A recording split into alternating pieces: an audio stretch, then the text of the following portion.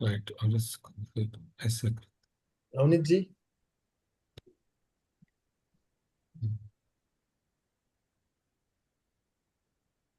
Yeah, I was just checking my slides. Right. Yes, sir. Please go ahead. Mm. Am I audible? Yes, sir. You're audible. Right.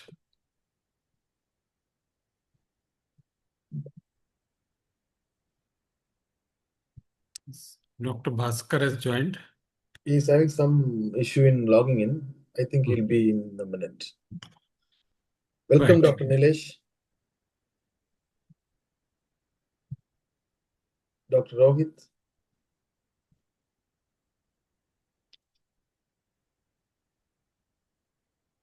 We'll start once Dr. Mallabhaskar joined. Yeah. My apologies, some technical problem. No issue, sir. No issue. Yeah. I think we got 14 people. Good afternoon to all of you. Gagan, welcome to this NSI webinar. Right. Yeah. It's such a pleasure to Good afternoon. be with the neurosurgeons, right? Yeah. I can see Dr. George, Nilesh, and many friends. Yes, Dr. George also joined. Yes. Matthew. Matthew is busy with some meeting. So, And rest all our panelists. Dr. Anita has joined. no, Dr. Anita not yet joined. Okay. So just inform her. We'll start because time is 4:01. No. Before you start, just brief that message you sent to me. Who will do what? Just brief everybody so that it's clear. It's all clear. No, whatever you sent message. Yeah, we'll do that. Yeah, no. Just to tell others that this is the flow. Yes, sir. We three have to manage. So I've already sent the flow, no? So we'll manage. No problem. Yeah. Okay. Shall we start? It's 4:02. 16 people. This is yeah.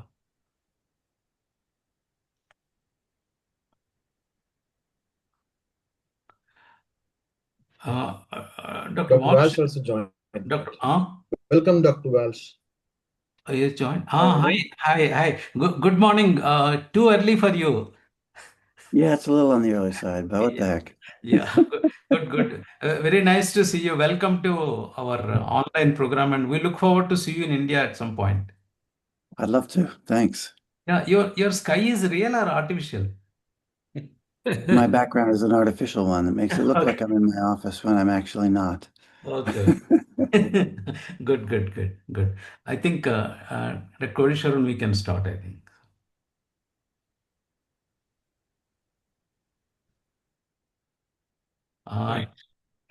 Dr. We'll start now.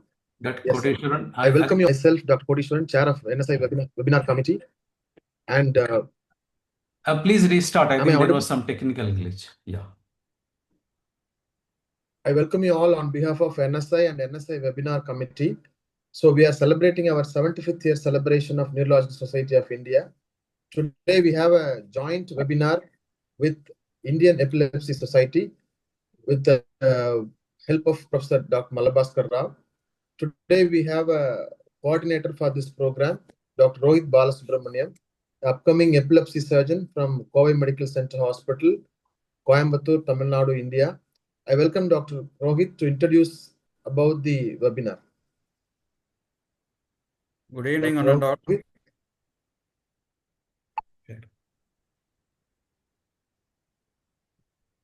Dr. Rohit, please go ahead. Yeah. Slides are visible? Yes. Good evening, one and all. I'm Dr. Rohit. I'm a neurosurgeon practicing in Coimbatore with special interest in epilepsy.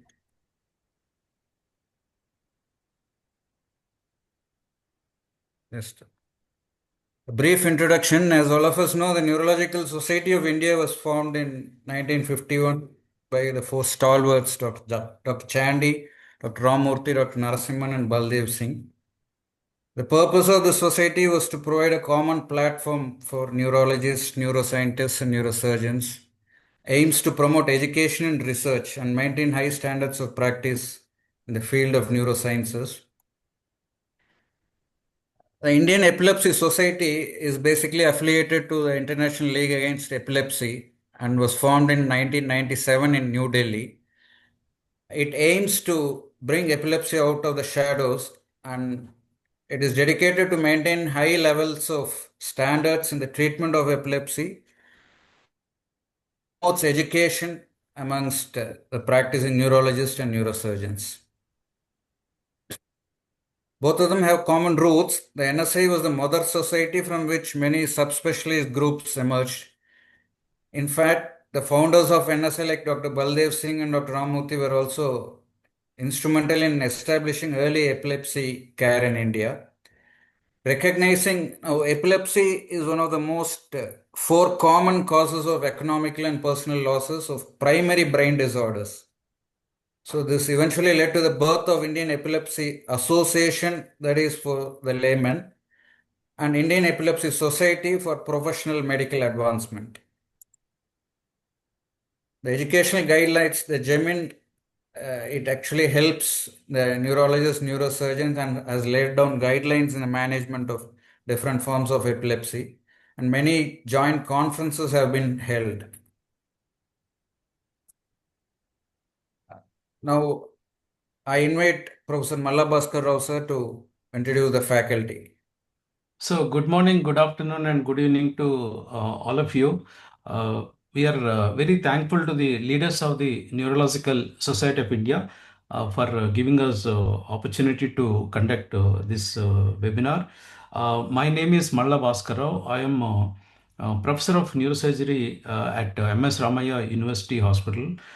Prior to Ramaya, I worked at NIMHANS Bangalore as well as Sri Chitra Tirunal Institute in Thiruvananthapuram. I'll be speaking on the surgical aspects of malformations at a later point, and I'll be delighted to introduce all the three speakers of today's webinar. The first one is Professor Gagandeep Singh. He is professor and head of the Department of Neurology at Dayanand Medical College Hospital, Ludhiana, in the state of Punjab in India. He is an honorary professor, Department of Clinical and Experimental Epilepsy, Institute of Neurology at Queen Square, London. And I'm also delighted to mention that he is the chair of the Educational Council of the International League Against Epilepsy, first Indian to occupy such an eminent position. Dr. Singh, welcome to this webinar. The next speaker is Dr. Nilesh Kurwale. He is a very accomplished epilepsy surgeon. He is the director, neuroscience laboratory at the Dinanath Mangeshkar Hospital in Pune. He's a surgeon, and he's going to talk to you regarding imaging of epilepsy, of malformations.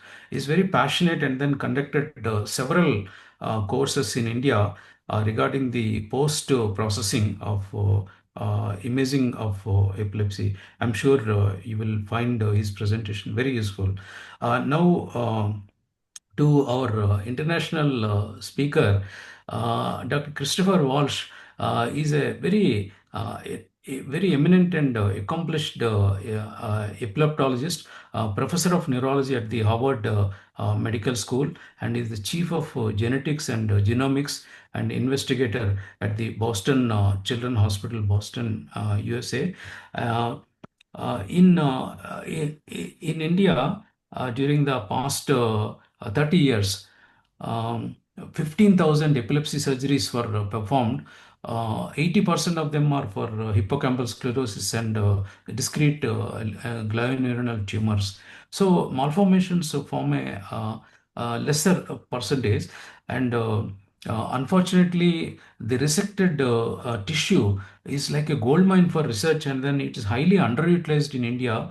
And we are hoping that Professor Walsh presentation will be educative and informative, and then hopefully this webinar and his presentation will help not only our service to people with progressive epilepsy and malformations, but also training our young neurology, neurosurgery, and allied colleagues, and also contribute to research in a significant way.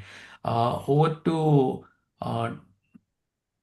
Gagandeep for the presentation. Dr. Kotishwaran? Yes, sir. Yeah. So we'll proceed to the talk, I or think- we'll introduce our panelists also. Then we can proceed to the talk. Please go ahead with panelists.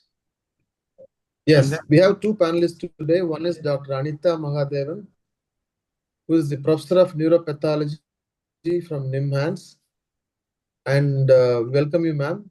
Second, Dr. G. Valinilam from Sri Chitra Institute of Neurosciences, professor of neurosurgery. We welcome Dr. George Valinilam. So we have speakers and panelists today. So we'll proceed to the first talk. So over to Dr. Gagandeep Singh.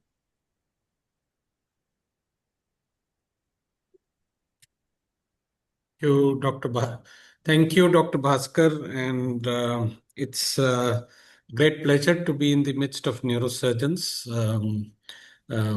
Always, I feel neurosurgeons are the ones who actually we do a lot of discussion, we do a lot of thinking, but all the action is at your end. So I and some of my best friends are neurologists, including Dr. Bhaskar. So thank you. I think it's more out of our friendship that I'm here rather than expertise in. Of course, I practice epilepsy most of the time, and I do see a fair share of developmental malformations. And as I'm speaking, I'm going to start sharing my slides. So we do see, but then as Dr. Bhaskar mentioned, the proportion of malformations as the reason for surgery is rather limited, right? At least in our country, right? As most of these surgeries that are done are hippocampal sclerosis. And it's not for want of surgical expertise, but I think many of the uh, uh, surgeries for malformations of cortical development require a lot of inputs, a lot of time, a lot of resources, including financial resources. And that is probably the reason why we are going a little slow on surgeries for malformation, right? Now, I'm just to begin with and to give you a feeler about all of this. Oh my God, I'm so sorry. There is a problem. This video does not work for some reason. But okay, I'll tell you, this is a 3-month-old child, right?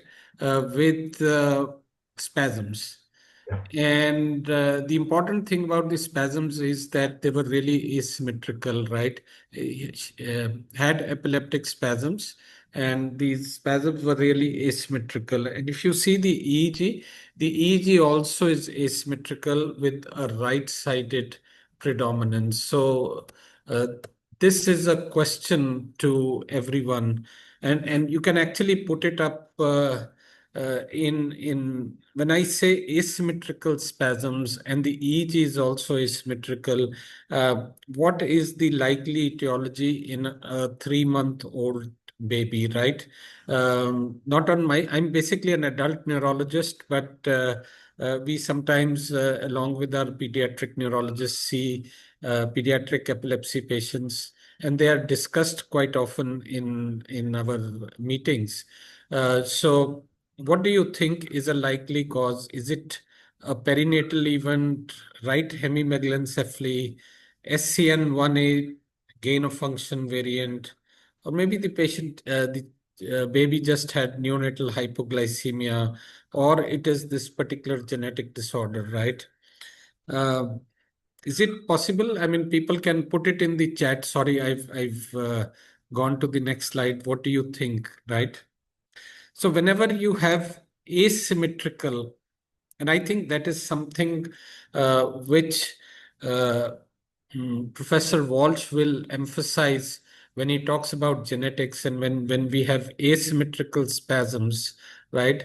And spasms does not mean treatment with steroids, ACTH, vigabatrin. Spasms can also there are surgical treatments for spasm, and you start thinking in the lines of surgical treatment when the spasms are asymmetrical. That's the first clue from semiology, or first clue from the history, that suggests, okay, fine, yes, there is, and particularly when you have asymmetric spasms. Sorry about the background noise, but when you have asymmetric spasms, another thing that you should always think of is, are there underlying tumors, or are there underlying malformations which might be surgically resectable, and that can afford improvement in control of these spasms, and that can actually afford very good seizure control in some patients with epileptic spasms and hypsrhythmia. So that's what you can see the MRI, and this is why the spasms were asymmetric, and the EEG was also asymmetric, right hemimegalencephaly. So what are these malformations of cortical development, right? Um, uh, they actually constitute, and quite unlike the small number of patients who have actually eventually proceed to surgery, particularly in our country, nonetheless, they constitute something like 25 to 40% of all drug-resistant epilepsies, right? And we know that these are like small. We all have blemishes, right? So these are actually blemishes on the brain, right? Brain surface, brain within the brain, or at the deep down in the brain, but they're basically like blemishes, right? And everyone has blemishes. So the incidence of, or the prevalence of cortical developmental malformations, well, histologically defined, is probably much higher than what we think it is, right? Most of these patients present with epilepsy, but then there would be mm, children who present with developmental delay, children who present with autistic features. So these are the important features or clinical presentations of malformations of cortical development. But overwhelmingly, epilepsy, and particularly epilepsy that is resistant to anti-seizure medications, is the most characteristic feature of these malformations. The other thing that is very characteristic is the epilepsy is early in onset, right? Before 5 years of age, or around by 5 years of age, right?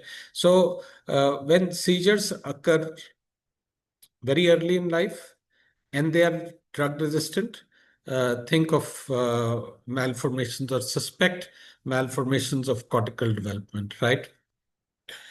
By and large, I mean, there is this very elaborate classification which has been further refined over the years, first propounded in 2012.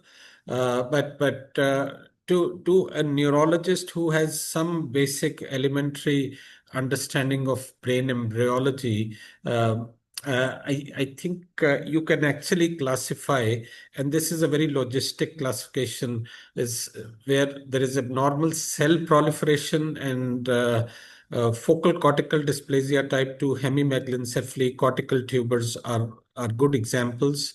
And then there is neuronal migration from the ventricular surface to the surface of the brain, and lissencephaly, pachygyria, band heterotopia, periventricular nodular heterotopia. These are all good examples of abnormal neuronal migration.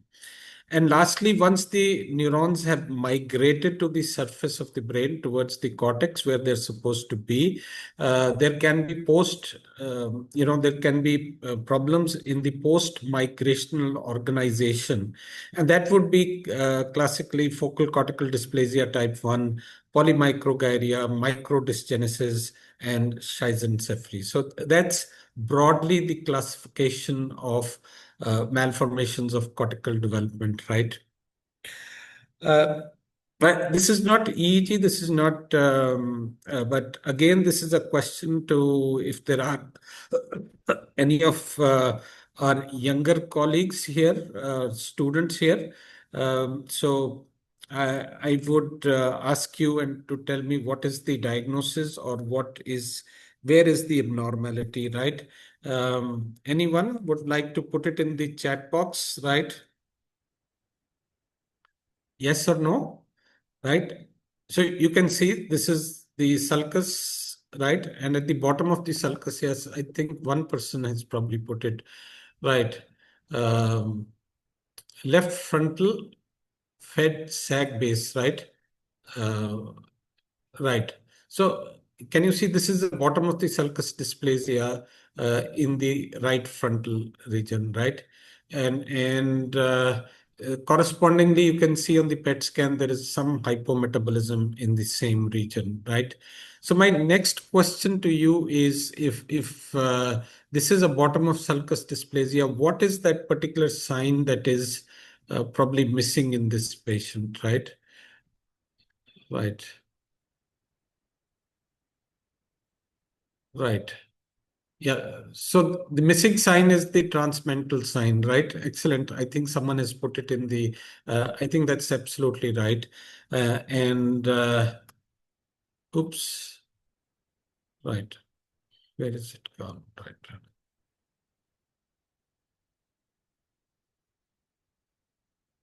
Right. So that is a good example of a transmental sign, right? And I took this particular image from a review article published in Epilepsia just about last year. And I think it was a wonderful article, right? Because it gave a lot of schematics and which has actually really improved my understanding, and I would understanding of the development or the embryology of malformations of cortical development. And I would recommend that everyone should try to read this particular review article, which was published just last year, right? Uh, and there are these beautiful schematics which have been drawn out in this particular article, and this is trying to show what is the basis of the transmental sign. So you see these neurons from the periventricular zone, they start migrating to the superficial layers in the cortex, right? And when there is a problem in the migration and they remain like this, and there is this column, that is what leads on to the transmental sign, right? This is the paper, and I think this is a wonderful paper. Strongly recommend that people, students, everyone should read this paper to understand the embryology, right? Beautiful. It gives lovely diagrams, and it portrays what is the embryological abnormality in each of these conditions, right? Coming to focal cortical dysplasia, right? And you have, we know that there is a classification type 1, type 2, and type 3. And type 2 is also type 2A and type 2B, right? I'm not really going to speak on genetics because we have one of the best experts in the world who is going to be talking about the genetics of malformations of cortical development. Suffice it to say, this is a picture which I actually asked Google Gemini to make, right? So you have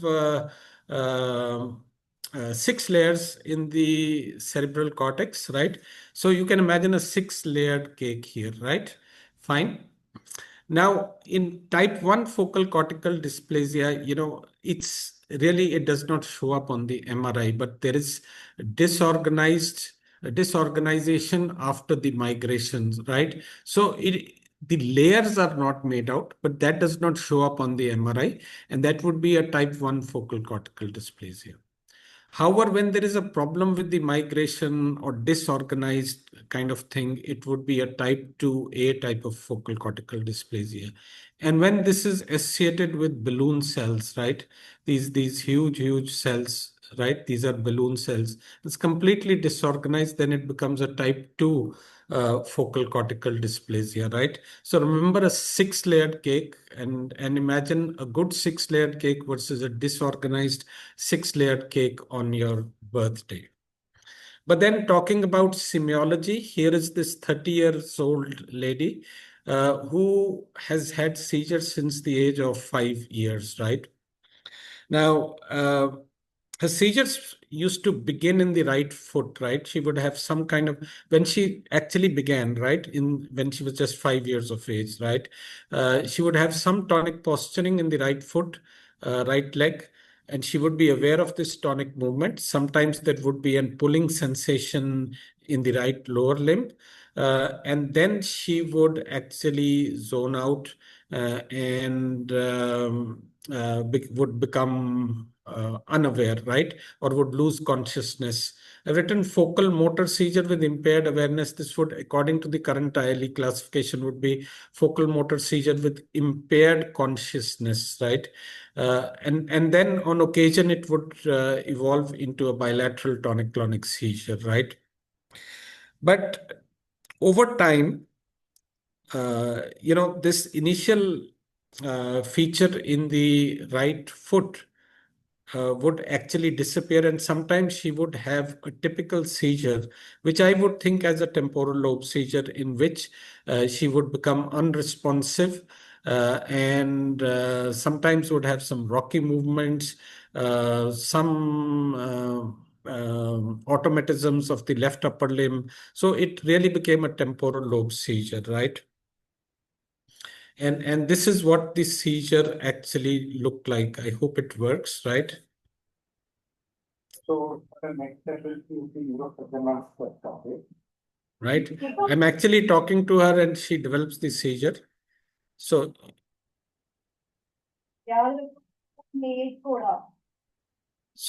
you can see it involves the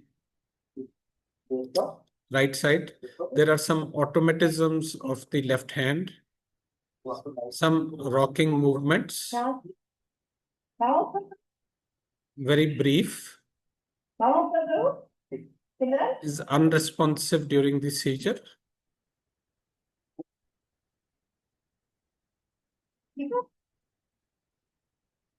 Right.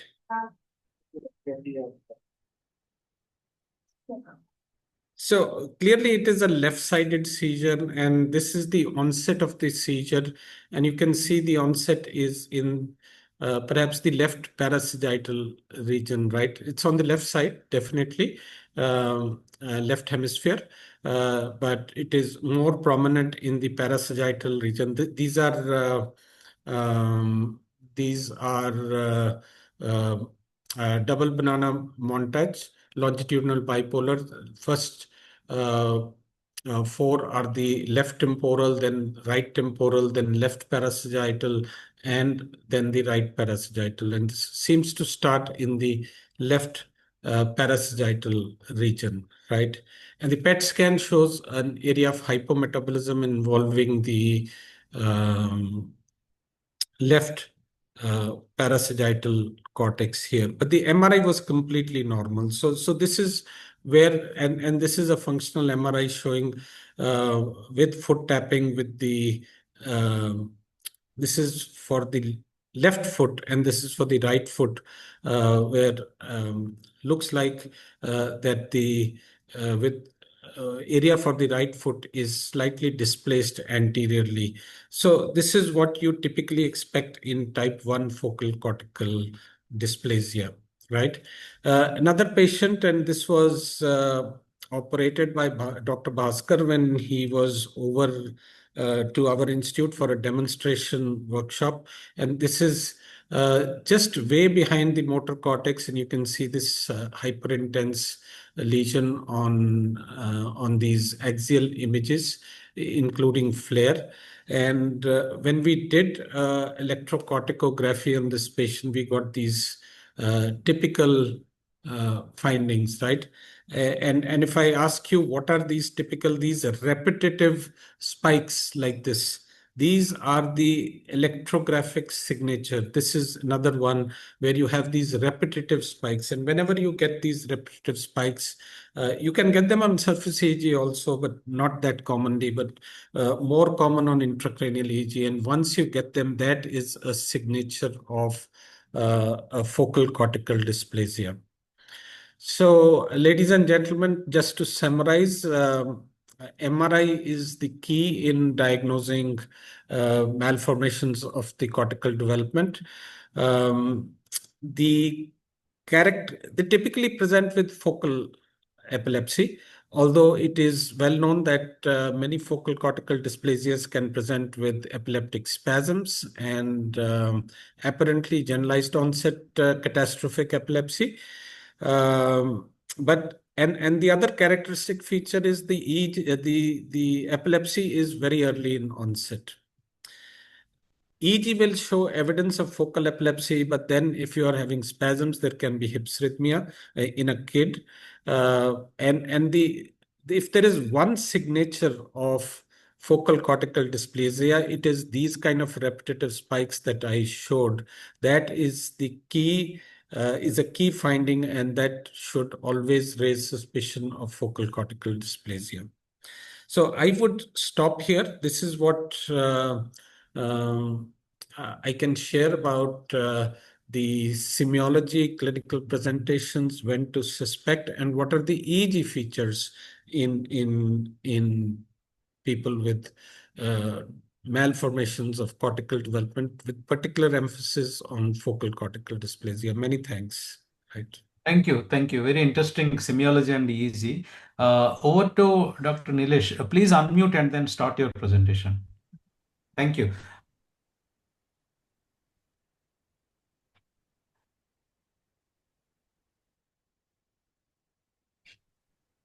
Yes. Good evening. Am I audible? Yes. Okay. Sharing the presentation. Are my slides visible, sir? Yes. Yes. Yes, yes, please go on. Yeah. Thank you very much for the kind introduction and the opportunity to speak here.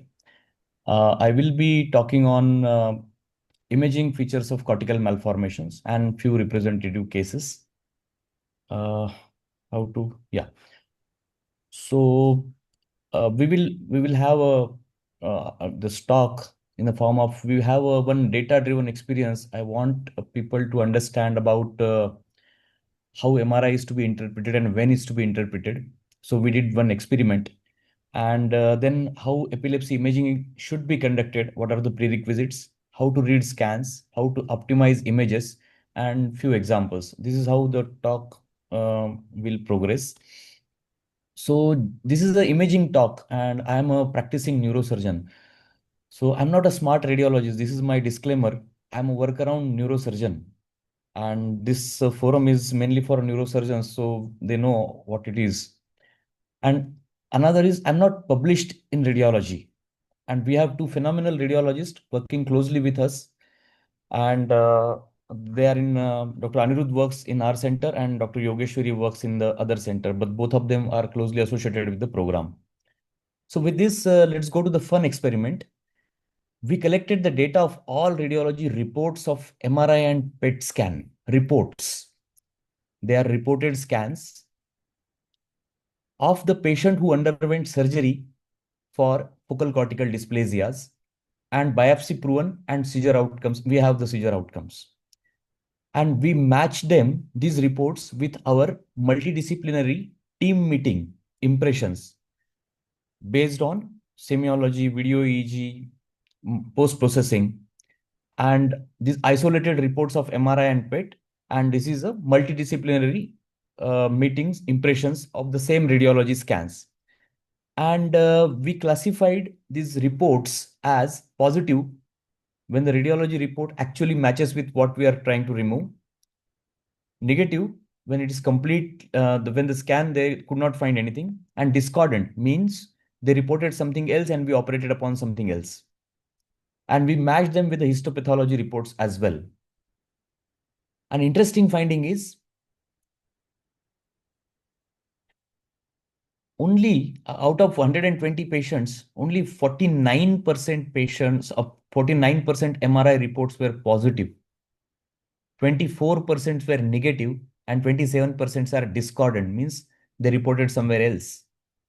So idea is, and in PET scan, 48% were positive, only 8% is negative, and 44% is discordant, means they reported something different than what we actually removed. Now, how to interpret this data? Whenever MRI report is reported in isolation, one more disclaimer here is the radiologist is working with us for last 10 years in a epilepsy surgical program. The MRI imaging is optimized. So despite these two facts, I mean, he's a good radiologist, good neuroradiologist, experienced radiologist in epilepsy surgery program. Despite this fact, when MRI reports are reported in isolation, the chances of them being correctly matching to what exactly you did for surgery is only 49%, 50%.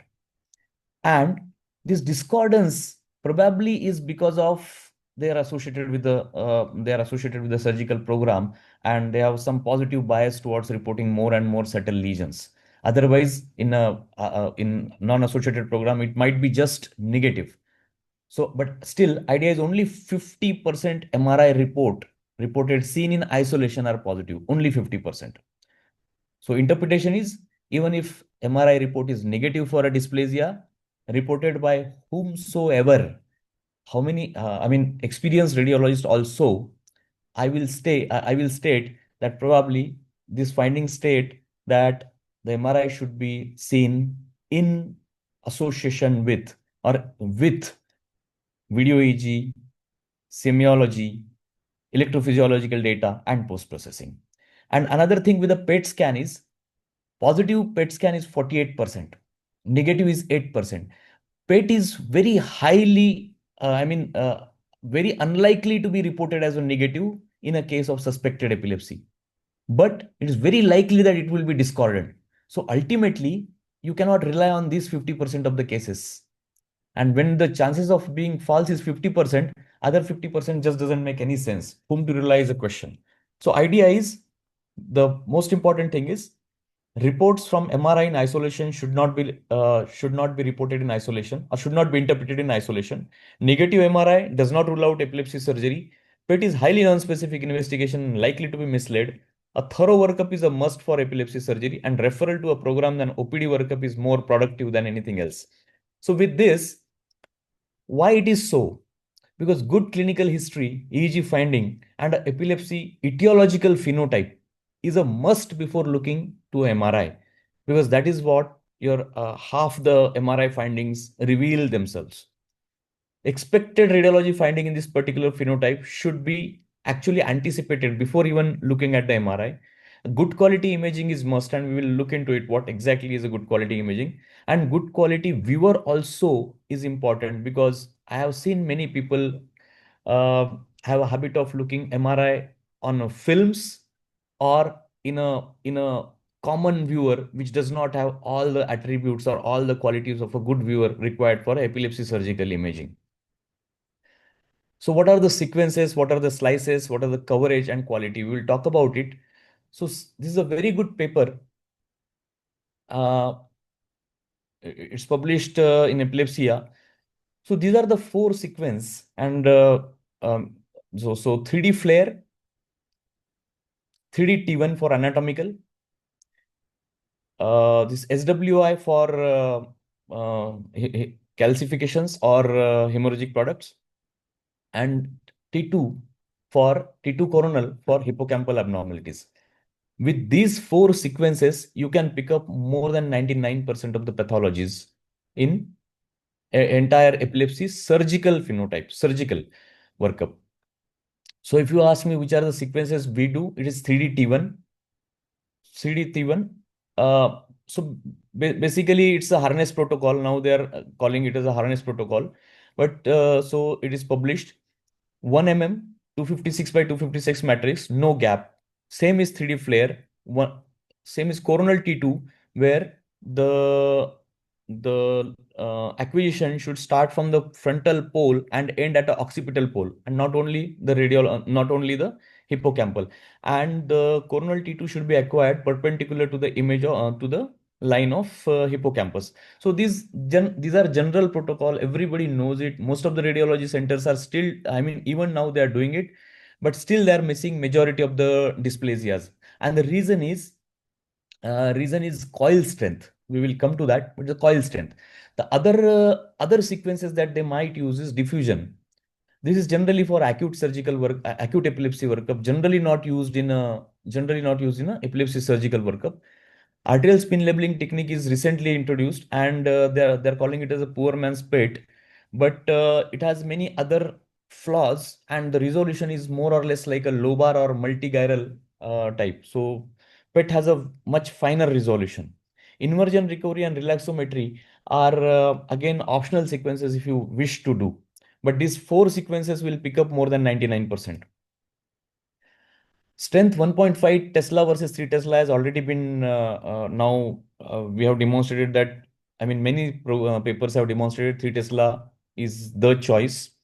2D versus 3D acquisition, it is optional, but still 3D is better because you can reslice the images and you can use it better for picking up subtle lesions using the imaging viewers. Extent we have already discussed. Coils 16 versus 32 versus 64. So the idea here is, even I have seen 3 Tesla MRIs with the 8 channel coil. It will not create a good imaging compared to 16 versus 32 versus ideal coil. Ideal or optimal, I would say, is a 32 channel coil. 64 is the best. Most of the centers currently have is 16. So as a neurosurgeons, we should inquire what is the coil strength.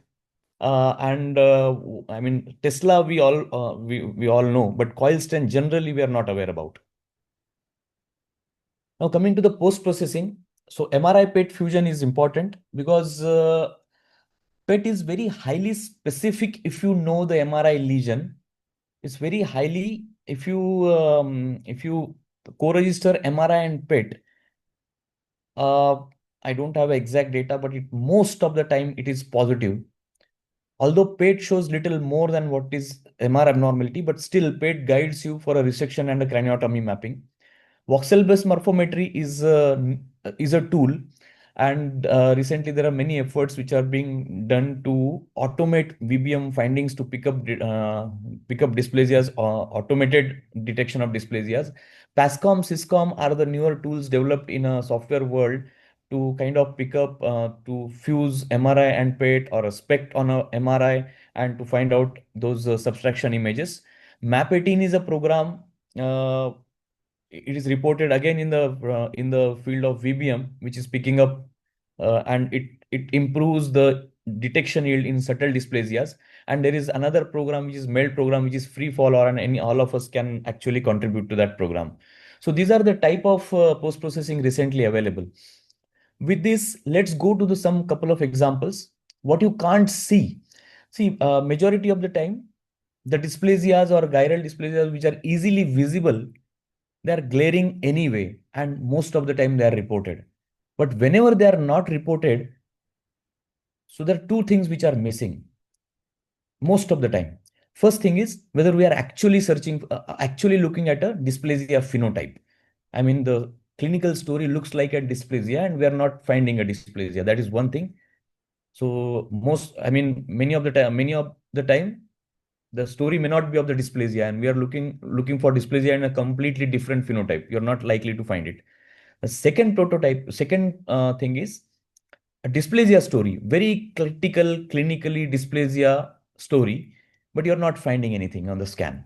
And then most likely these are type 2A dysplasias, sitting at the bottom of the sulcus. So we as a imaging or a neurosurgeon should be looking at the bottom of all the relevant sulci and not at the crowns of the sulci. So that is the most important. Whenever you can't see things easily, check whether it is a definitely dysplasia phenotype. If it is a definitely dysplasia phenotype, clinically or electrophysiologically, then look at the bottoms of the sulci, not at the crowns. So this is a focal cortical dysplasia here. Now, what contributes this? We know that there is a cortical gray, and it has already been mentioned by Dr. Gagandeep sir that how the blurring happens. But this is a very simple example. This cortex is oriented in six-layered cortex. So look at it as a military parade and people watching it. So military parade people are actually very tightly organized cluster, while people watching are very haphazard. So this is a very good imaging. This is good shade versus this is a blurred shade. So that is where whenever the neurons actually are disoriented, you will find this blurred shade of the cortex. And if you kind of understand this, then most of the time you can have many other surrogate marker for the same finding. So in this, the thickness is increased, the shades are blurred. Here you can see a very nice orientation and organization of the people there. So this exactly happens on MRI also. Now look at now I will go with a few explanatory cases briefly. This is a classical MTS case, mesial temporal sclerosis case. Here, this is the temporal pole is sclerotic. They are called as anterior temporal sclerosis, recently introduced term used by many radiologists. So it is sclerosed. I mean, the temporal pole is small, atrophic in nature with a dirty white matter associated with the MTS. This is one finding. Now, second finding, look at this part here. So there is no MTS. There is no sclerosed hippocampus, but the white matter of the pole is dirty and cortex is clean, although. So there is a clean cortex, no cortical abnormality, but only white matter abnormality. So is it a sclerosed temporal pole? No, because temporal pole will be atrophic in nature. So what is this? So this is a new term, a recently introduced term called as MOGE. So oligodendral hyperplasia associated with epilepsy, mild cortical malformation. So this is a MOGE. So whenever you see a dirty white matter and a full volume pathology, meaning it's not atrophic, but white matter is dirty, and there is no clean cortical malformation or clean cortical abnormalities, then likely that this might be a MOGE. And third one is this. It is a clean cortical abnormalities. So it's a focal cortical dysplasia. So in temporal lobe, you can get similar features in all these three, but there is a subtle differences, and you can actually have a pre-surgical diagnosis even before going for a surgical biopsy. I mean, before histology.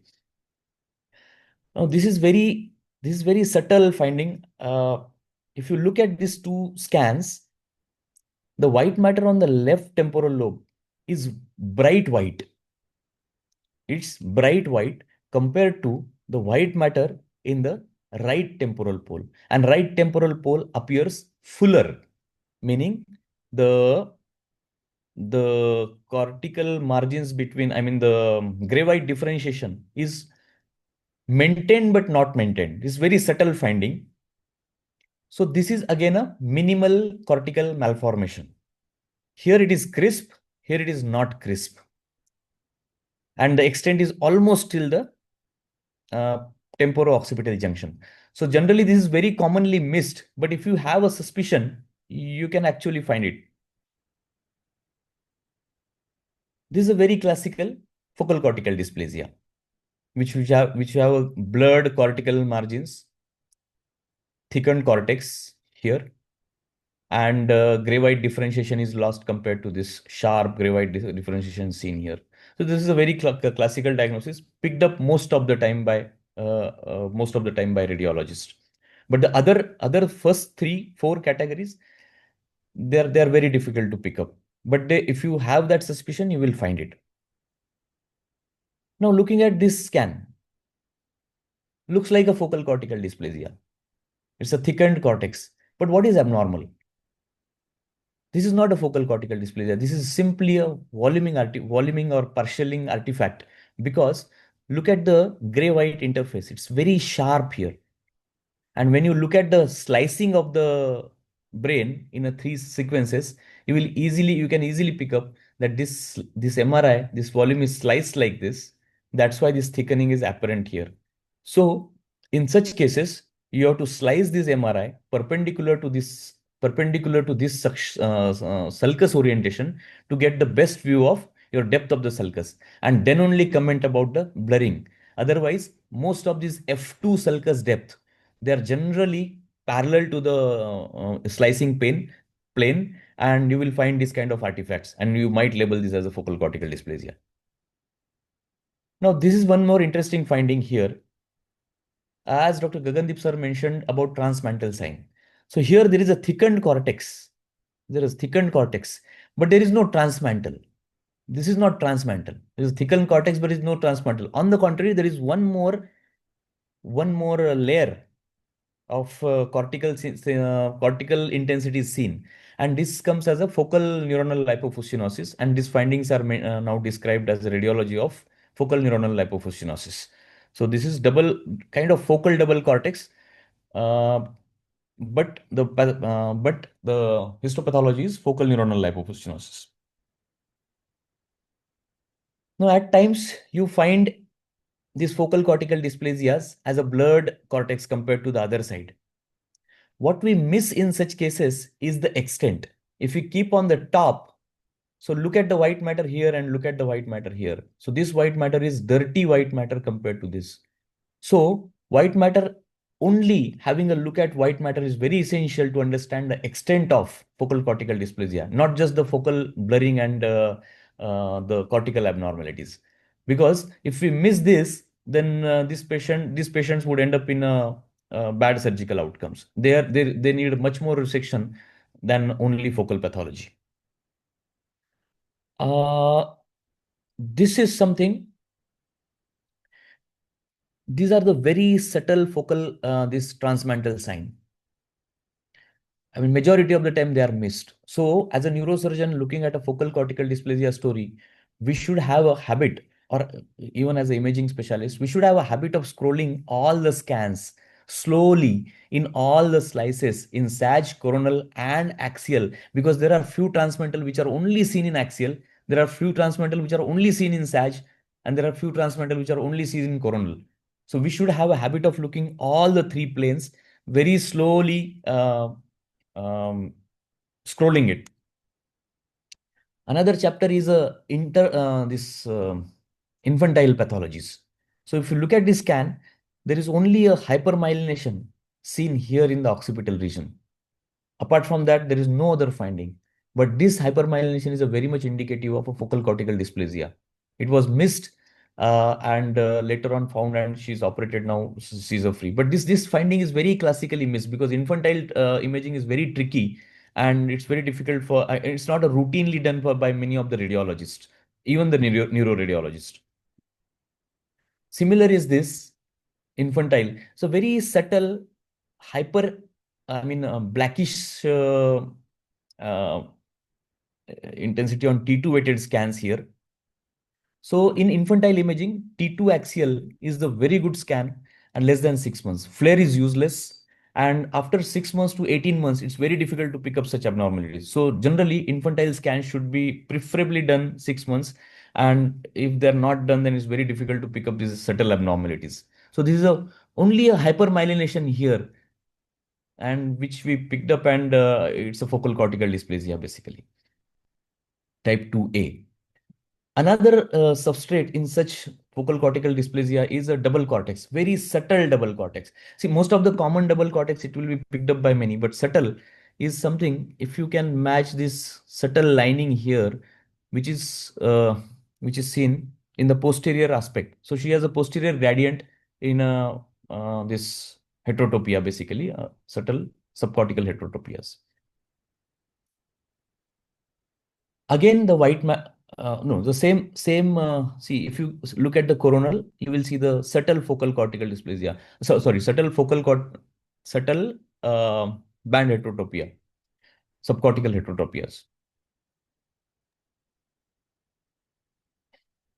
This is one thing which is commonly missed and very commonly found in our particular Indian subcontinent is parotoccipital gliosis. So if you look at this, the only difference that you've seen is the white matter here.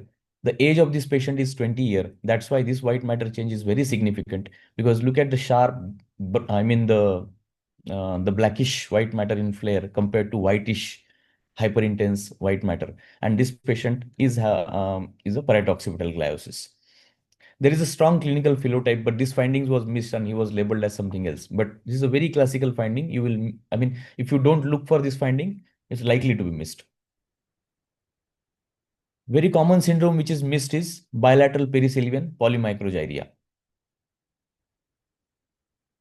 Because these are very subtle sometimes, so that's why these are missed. But in a clinical phenotype of bilateral temporal discharges, one should be looking at bilateral posterior polymicrogyria.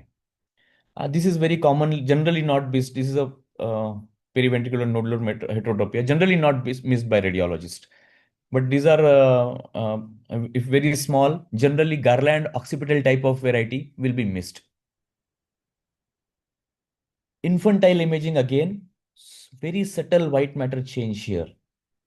Generally missed by missed if you are not looking at it. So this is a large cortical dysplasia. If you look at here, so only difference you can see is probably the crisp bright white matter here and a dull white matter here, which is matching the frequency of gray. So these are very subtle imaging shades that changes, but that takes you to the diagnosis of MRI. So cardinals of dysplasia detection, index of suspicion. So before confirming that what we are looking at is actually a dysplasia story, looking at MRI generally leads you to a confusion and negative results. Imaging quality is must, improving the coil strength, 3 Tesla, and the sequences is, I mean, very imperative for the diagnosis of focal cortical dysplasia. Electrophysiological data is very important, because without that, if you start looking at MRI, most of the time you will find something discordant, which will eventually lead you to the false outcomes and conviction. So this conviction is actually comes from very high index of suspicion, a good electrophysical physiological data, and imaging quality. So once you achieve these three, this moving to fourth is really easy. With this, I thank you very much for this opportunity and open for questions. This is our department, which is now 20 people are working in the department. Thank you very much.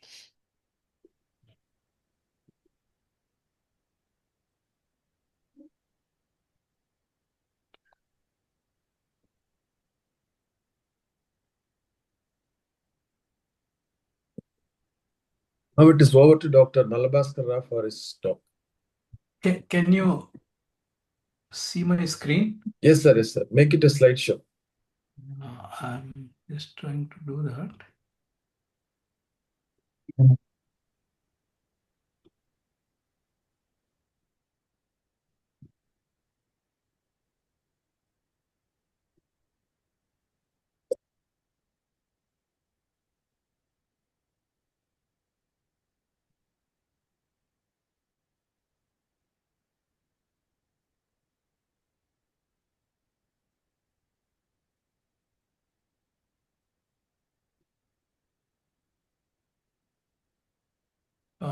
Why it's not happening here? You should do a slideshow. It is in the lower line.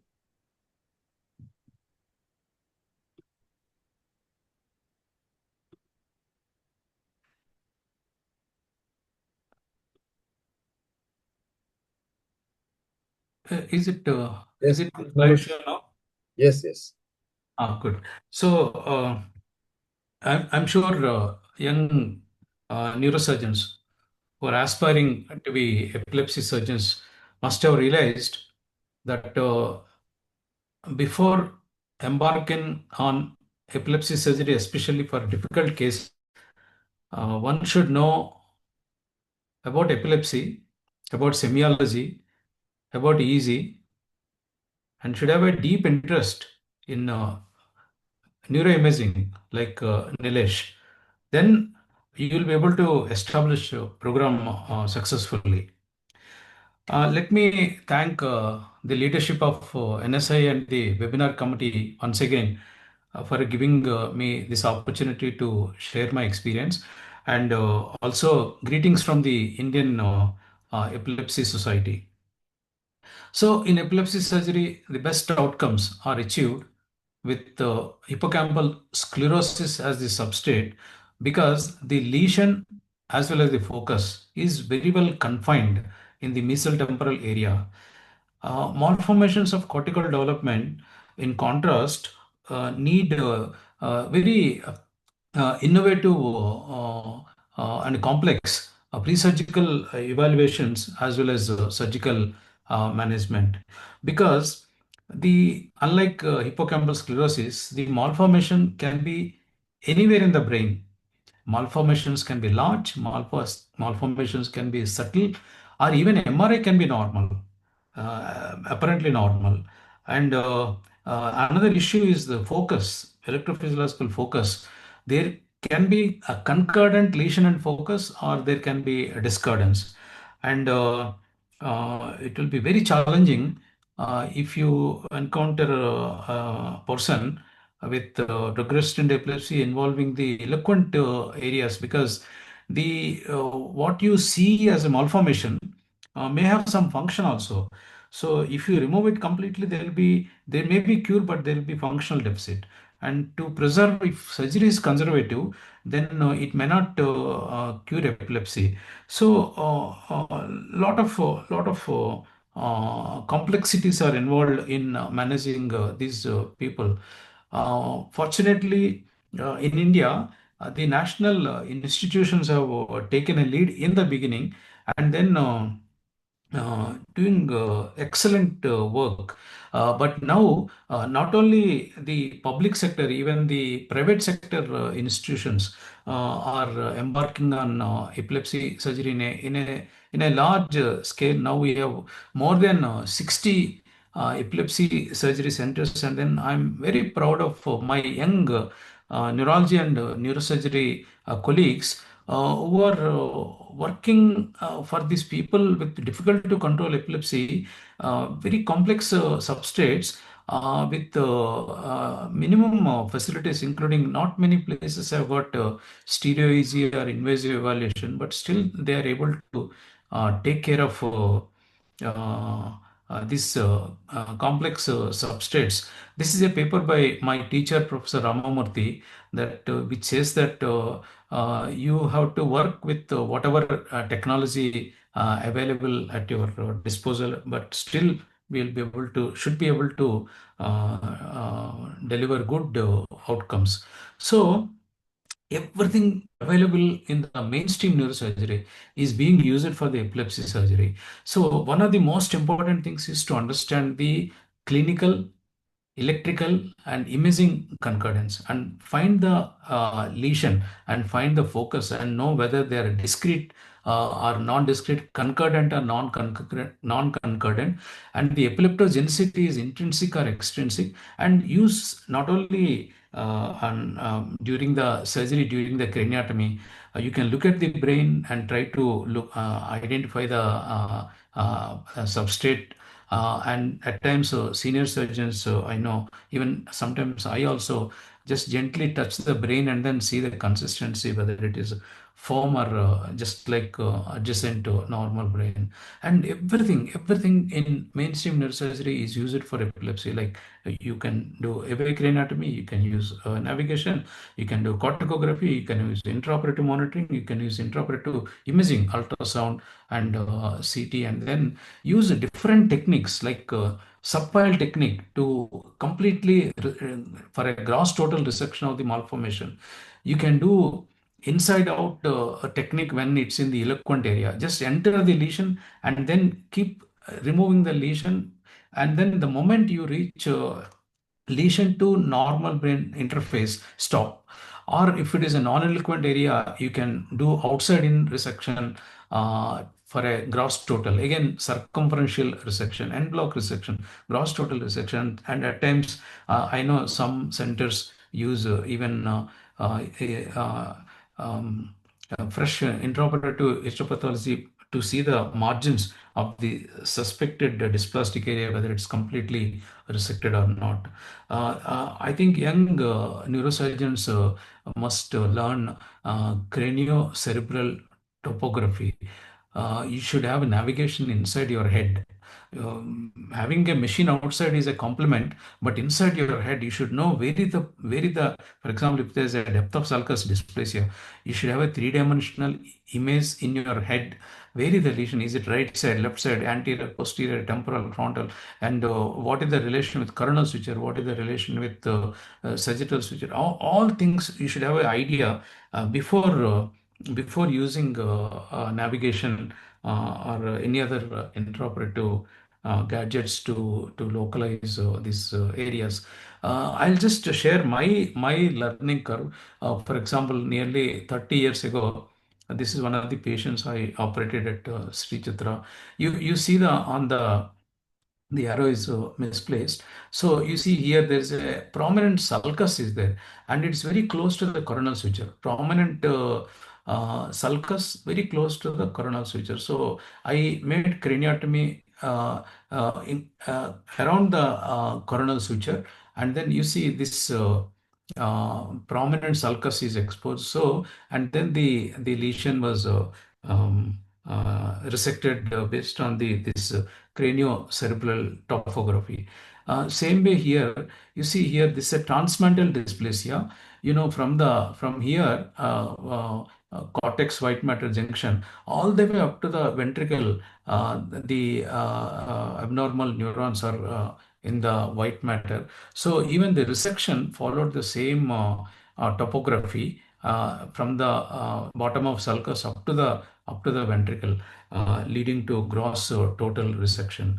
Of course, you should be smart enough to identify which case is easy and which case is difficult, and which case can be done with non-invasive evaluation, which case needs invasive evaluation.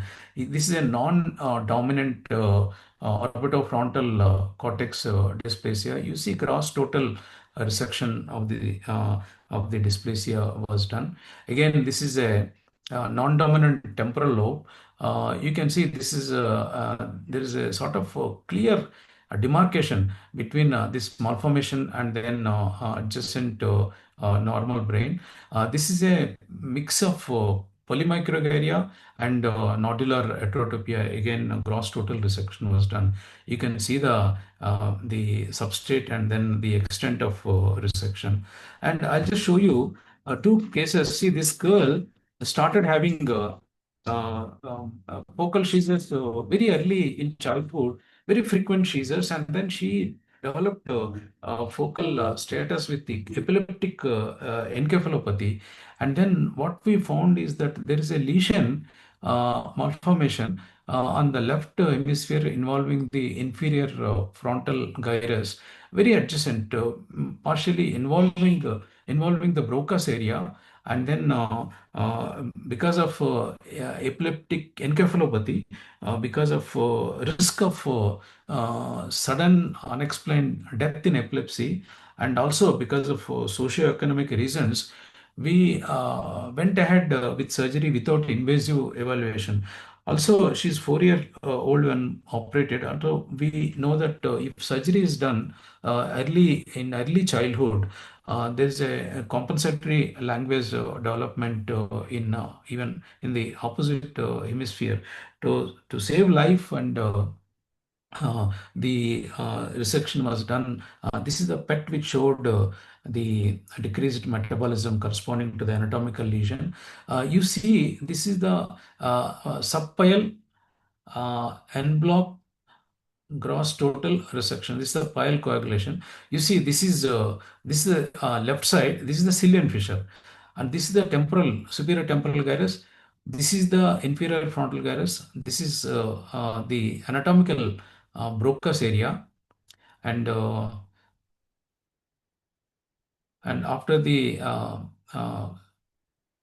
pile coagulation and cutting, it's like a en bloc resection. You see, this is all abnormal dysplastic cortex. You can see this is surrounding white matter, and you see this.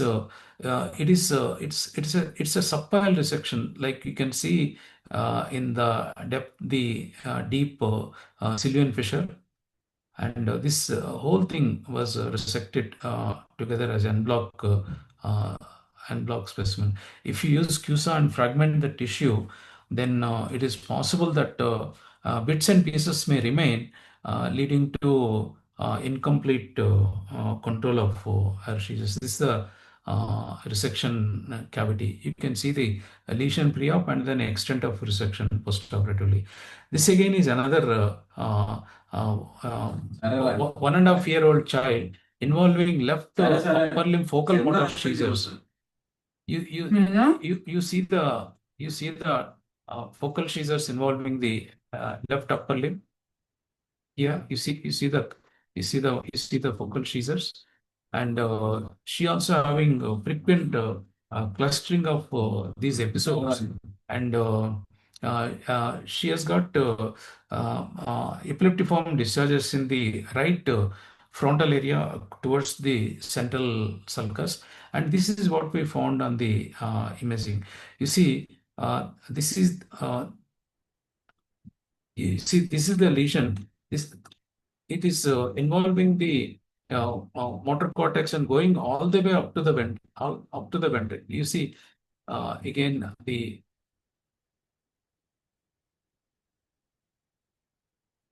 there is another small area of hyperintensity was noticed in the occipital area.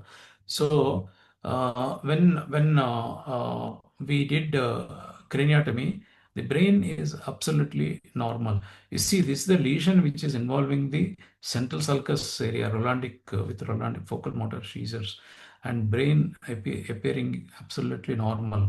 So how to manage a case like this?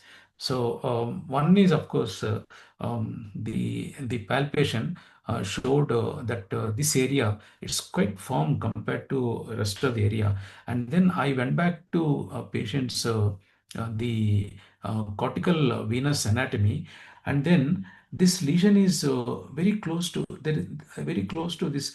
There is a vein which is parallel to the superior sagittal sinus, and then this lesion is just next to that. So this is that parallel vein, and so this is the area of abnormality. And once we could able to locate with venous anatomy and then with palpation, rest of the surgery became easy. It was dissected from all around. I did not even dissect up to the all the way up to the ventricle, but see, this is after dissection. This is just a removal. Order the video. You see, all the way up to the ventricle. See, the whole lesion extending up to the ventricle has come out as an en bloc specimen. Without because I was concerned about injuring the corticospinal tracts if I reach up to the periventricular area. I did not dissect in that area, but I think probably it's a 1 year 3-month-old child.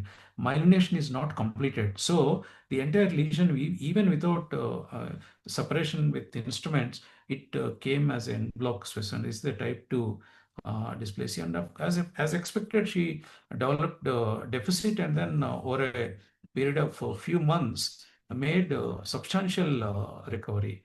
So all these interventions have got risks are there, but the risks are more or less similar to adverse effects of anti-seizure medication, and of course we must take great care in minimizing these deficits. So when you want to expand and improve your epilepsy surgery program from hippocampal sclerosis to malformations, you should have a very good team and referring doctors, pediatricians, and physicians who come across these children first, and then you should expand your program from simple to complex, and then identify among the malformations what are easy, what are difficult cases, and the progress is from non-invasive to invasive evaluation. And then in every case, you should identify not only the lesion, but the anatomical focus also. And then every effort has to be made to minimize the deficits. You must realize that there are some difficult cases, MRI negative, eloquent cortex, and type 1 dysplasia, and those who require stereo easy evaluation. And it's always debate when we operate on eloquent cortex whether priority is Caesar cure or the deficit and the deal, what patient will get at the end of it. But there is a very interesting paper from China which came recently saying that people with malformations, their deficits in 1/3 of their series, the deficits, preoperative deficits improved following resection of the eloquent area lesions, suggesting that these lesions they may not have function in a majority. So especially if it is bright, hyperintense T2 glial component, no function, you can easily resect them without causing any deficit. And also we should have a strategy, especially in India, when there is a double dual pathology. For example, if there is a dysplasia with hippocampal sclerosis or dysplasia with DNET, or even if they're far apart, we should still attempt to resect both to avoid invasive evaluation. And please use extensive prehabilitation and rehabilitation. And please share your experience with the referring team and your junior colleagues for training and research purpose. And please preserve this tissue. It's gold mine for research. And I'm very eagerly waiting for Dr. Walsh to share not only about deep insight into basic science of malformations, but also how we can preserve the precious tissue and then use it for scientific and research purposes, and also how we can collaborate among institutions in India and also international collaborations like his center at Boston. On that note, I'll stop here and then thank you very much for your attention.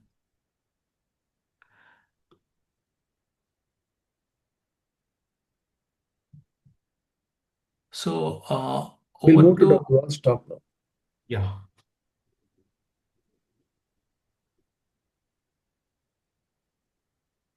Should I begin? Yeah, please share your presentation.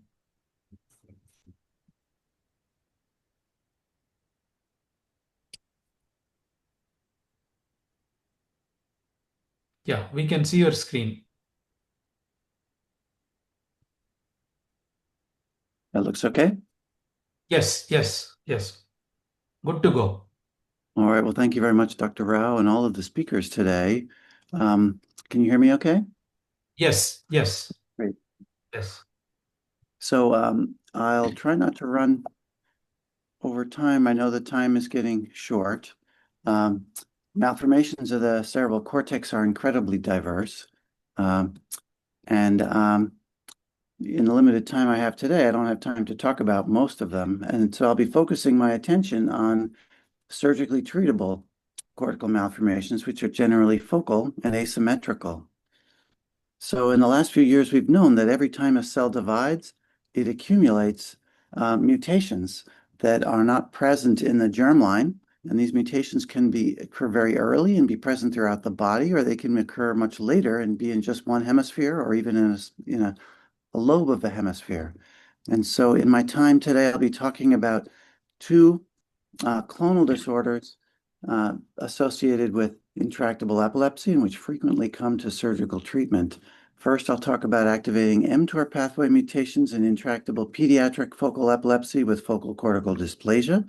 And then I'll talk about actually the more common type of epilepsy surgery, which is that done for hippocampal sclerosis, as several people have already mentioned, and what we've learned from studying the tissue of those temporal lobe resections.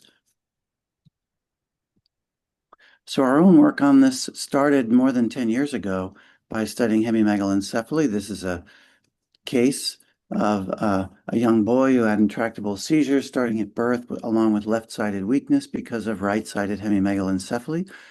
this was more than 20 years ago. He underwent a fairly extreme hemispherectomy, but that allowed us to study the tissue and gave a very good seizure outcome. He was seizure-free for more than 9 years, although he now has mild epilepsy that's well treated, and he learned to walk. He has fluent speech. He reads at grade level. He's now in his teenage years. And so Ann Paduri, who was in my lab at that time, wanted to understand what's the genetic basis of these asymmetrical malformations.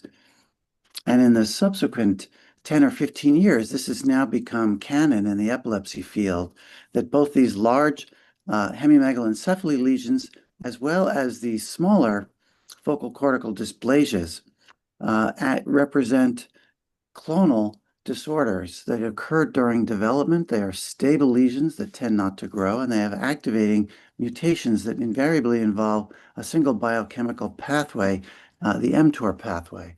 They can be activating mutations in mTOR itself, or activating mutations in upstream regulators like PI3 kinase, or loss of both alleles of negative regulators like the tuberous sclerosis complex or DEPTC5.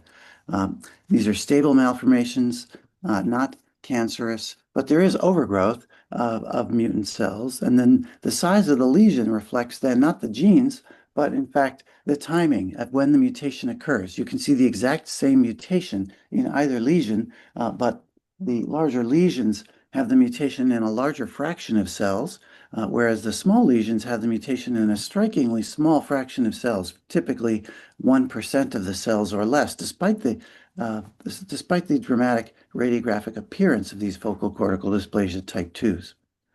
With the most sensitive sequencing technology, Jung-Ho Lee in Korea has shown that about 80% of these lesions can be shown to have mTOR mutations. And it's amazing you can get intractable epilepsy when you have the mutation in fewer than 1% of the cells. And this has stimulated the repurposing of mTOR inhibitors to treat cases that are not remediable by surgery, and that's been of some success, although it hasn't been a complete success. And there's important work from many different labs around the world: Stephanie Baulach in Paris, Bill Dobbins, Joe Gleason, and as I mentioned, Jung-Ho Lee in Korea. So how do these lesions work? How do you get from the genetic mutation to the intractable epilepsy? Well, histologically, we know these lesions typically have dystrophic neurons and balloon cells, two characteristic pathological hallmarks that can be recognized pathologically. We wanted to find out what are the cells that carry the mutation. And so for that, we analyzed about 20 focal cortical dysplasia resections, ranging in size from relatively small lesions to a couple of hemimegalencephaly lesions. And we analyzed them in a single cell basis to first understand what's the cellular composition of these lesions. Do they have abnormal cells because of the mutation, or and we found to our surprise that in fact you can separate different cell types in the brain based on their transcriptomic profiles. These different clouds in this UMAP plot represent layer 2-3 neurons, layer 5 neurons. These are the inhibitory neurons up here. You can see oligodendrocytes over in this cloud. And to our surprise, the cases show exactly the same patterns as the controls. You seem to see normal cell types in approximately the normal ratios, despite the intractable epilepsy. And this is work of several people: Sarah Bazotto, Edward Strong, Maya Talukdar. This was published just last year in the Proceedings of the National Academy of Sciences. And so Edward developed a method where we could directly identify which of those cells actually carry the mutation. And so this is a summary of several different lesions, and you can see the different cell types carrying the mutations by the red dots over here in this genotyping plot.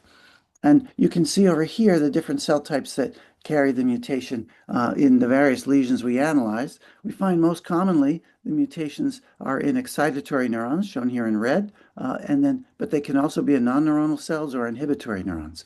And again, surprisingly, the variant-carrying cells are typically well-differentiated neurons and glial cells in what seem to be normal lineage patterns, suggesting the mutation doesn't really change the cell fate very much. And that it's a mutation that occurs in the neuroglial lineage that gives rise to excitatory and inhibitory neurons, oligodendrocytes, and astrocytes. And the mutation is not present in other cell types like microglia or vascular cells that have a very different lineage. So in here you see, for example, a lot of the cells carrying the variant are layer 2, 3 excitatory neurons. They're called intratelencephalic projecting excitatory neurons. These are the associative neurons in the upper cortical layers. So then now what happens to the profile of the cells that carry the lesion? So now we can focus specifically on that tiny fraction of cells, just a few percent, that actually carry the mutation and that have that activating mutation that's in the mTOR pathway. And so as you might expect, these neurons show cell type specific upregulation of mTOR signaling. Here we see layer 2, 3 neurons, layer 5 neurons. They show this upregulation of mTOR signaling, although other cell types do not. And they also, mutant neurons also show cell type specific upregulation of many epileptic pathways, other channel genes and other things which tend to promote an epileptic state. So this makes sense to us that the activation of the mTOR pathway, which we can tell clinically is epileptic, it seems to do so by activating epileptic pathways as well as the mTOR biochemical pathway. But then, surprisingly perhaps, if you look at all of the cells in the lesion, including those that don't carry the mutation, in fact, the lesion as a whole shows downregulation of the mTOR pathway, shown here in the blue, and you see many different cell types all show downregulation of the mTOR pathway. And so what we now understand is that this resolves a paradox about focal cortical dysplasia lesions. As you heard about in the previous talks, FCDs are typically cold in PET scanning. They typically show downregulation of metabolism and are hypometabolic. And so what it appears to be, and yet that's despite the fact that this mTOR pathway regulates metabolism and the mutations are clearly upregulating the mTOR pathway. And the resolution of this paradox is that the small minority of mutant cells upregulate the mTOR pathway, but the vast majority of cells in the lesion are not mutant, and they actually show a perhaps compensatory downregulation of the mTOR pathway. So just to summarize this first part of the talk, it's now well established that focal cortical dysplasia type 2 and hemimeg are associated with activating variants in the mTOR pathway. Mutations are present in a tiny fraction of cells, and they activate mTOR in the cells that carry them. The mutant cells are relatively common in hemimegalencephaly, between 10 and 30% of the cells, but still that means that the majority of cells, even in these very impressive hemispheric lesions, are non-mutant. And then in FCD, the fraction of mutant cells can be quite small. Now, in the remaining talk, I'll tell you about work which is recently published and unpublished about what's going on in mesial temporal sclerosis. What causes that? So as you know, this is primarily characterized by neuronal loss and gliosis that can be visible by MRI and which is dramatic histologically, shown here in a pathological section where you see widespread loss of the brown staining neurons in the Ammonshorn field CA1 as well as CA2. And here you see the radiographic hallmark of mesial temporal sclerosis with a bright spot in the hippocampus. So mesial temporal epilepsy is a complex epilepsy. It has no known Mendelian forms. It has well-known non-genetic risk factors, and inherited genes play little or no role in its causation. And yet we've known since the time of Wilder-Penfield that temporal lobe removal can provide dramatic improvement in up to 3/4 of patients.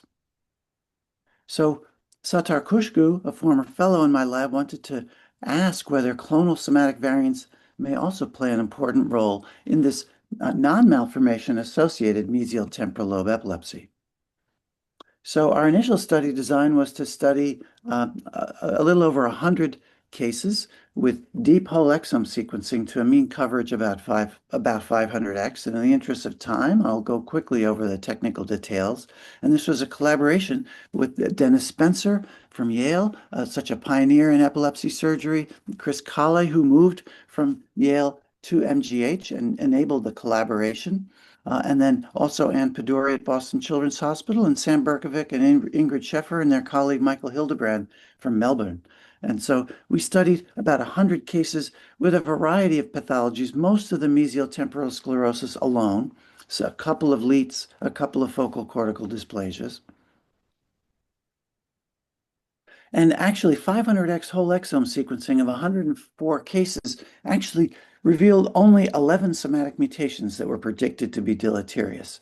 But remarkably, 10 of 11 of these were in the same biochemical pathway as one another, but in fact not in the mTOR pathway.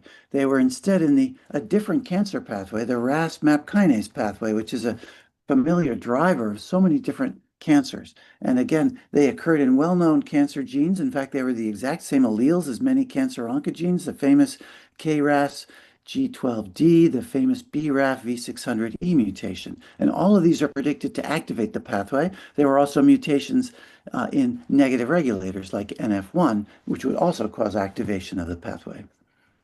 So more recently, Sattar wanted to find out what is the true burden of RAS-MAP kinase variants in mesial temporal lobe epilepsy, because here we only found these variants in fewer than 10% of the cases. And so for this, we did much deeper sequencing, greater than 1,000x, using a focused panel of genes, including genes in the RAS-MAP kinase pathway, the PI3 kinase mTOR pathway, but also some relatively common developmental encephalopathy genes, things like SCN1A, SCN2A, which also can cause intractable epilepsy. We asked whether they might also be present in the mosaic state. I'll skip the variant calling workflow. This now is a very large worldwide study. Unfortunately, not yet involving collaborators in India, but we hope we will. But involving Ingmar Blumke in Erlangen, again working with folks in Melbourne, a wonderful group at the Salpêtrière in Paris, and again our colleagues in Yale New Haven. You see our subjects by gender, and also by age at the time of sample collection, or we used post-mortem samples from patients that died with no known neurological diagnosis as controls, and they're actually harder to get than the surgical resections. And we focused specifically on mesial temporal lobe epilepsy with hippocampal sclerosis. And we avoided, we actually, for this study, we did not study temporal lobe epilepsy with other lesions for things like the low-grade epilepsy-associated tumors. And so we specifically were interested in what's going on in mesial temporal sclerosis.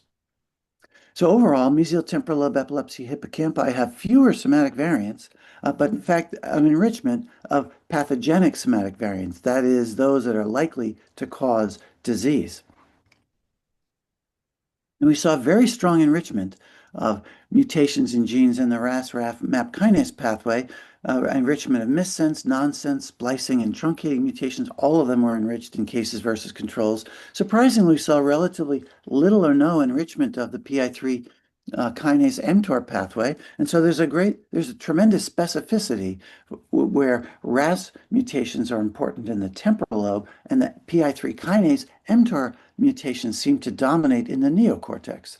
And again, we saw also very little signal to suggest an involvement of these developmental epilepsy genes in the mosaic state in mesial temporal sclerosis.